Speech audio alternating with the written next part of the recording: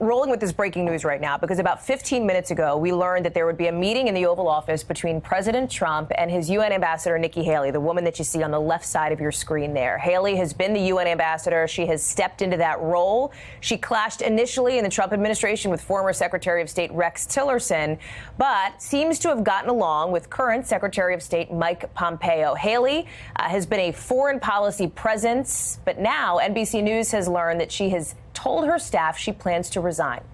Foreign affairs correspondent for NBC News, Andrea Mitchell, is joining us now live. And Andrea, this was not expected. This was a surprise, I think, to a lot of folks here in Washington.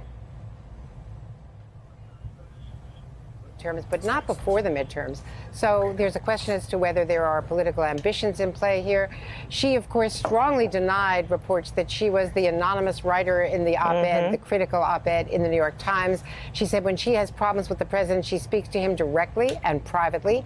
We've known that there have been some issues, certainly on immigration. She has a background coming from a background of parents who were from India, and also not happy about some of the other policies at the United Nations. But certainly, we have not seen this coming this soon. Haley?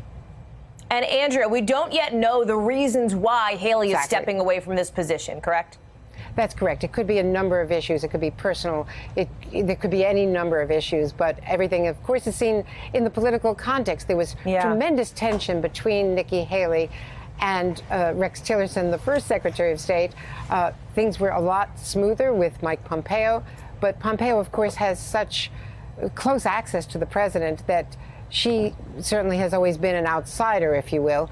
And the most prominent woman in the cabinet, also someone who came from a background that conflicted with a lot of the president's policies. We saw when she was South Carolina governor and the way she reacted to the monument issue in South Carolina after the horrible tragedy at Mother Emanuel Church. She has been an extraordinarily popular figure within Republican politics and also independent politics. She has, by all accounts, a very bright political future, has even been mentioned as a possible running mate or candidate herself for national office in the future. So we don't know what reasons might have precipitated this. We'll hear very shortly, we believe, from the Oval Office, which the pool has gathered for. But right now, we don't know exactly why Nikki Haley is resigning, but we know, according to at least one very good source, that she did inform her team, her staff today, that she is stepping down as UN ambassador. Of course, this is a position that was once held by John Bolton. He was never confirmed. He was a recess appointment,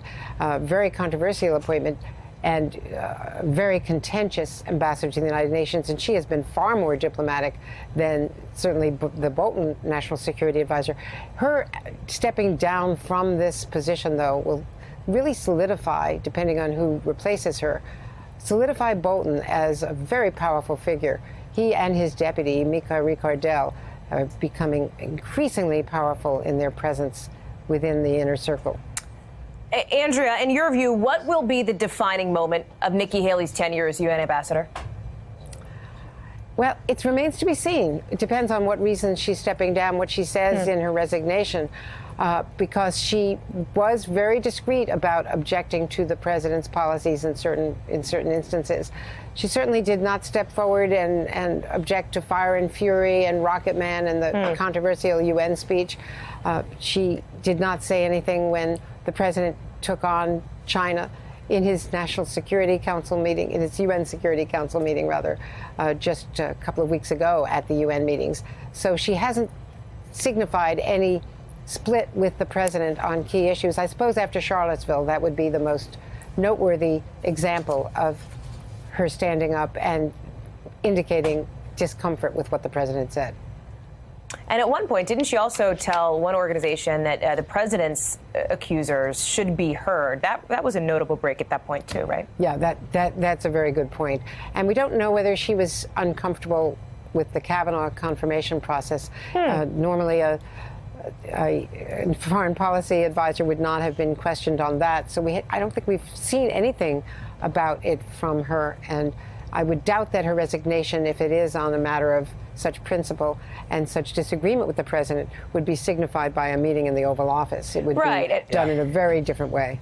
And what do you make of that, Andrew? Because the president is bringing Nikki Haley to the White House. You heard that our colleague Jeff Bennett saw her walk in. She kind of gave a smile and a wave, and that was about it. The president tweeting about a big announcement with his friend, Nikki Haley. This is not a contentious falling out like we have, fired by tweet like we've seen in the past.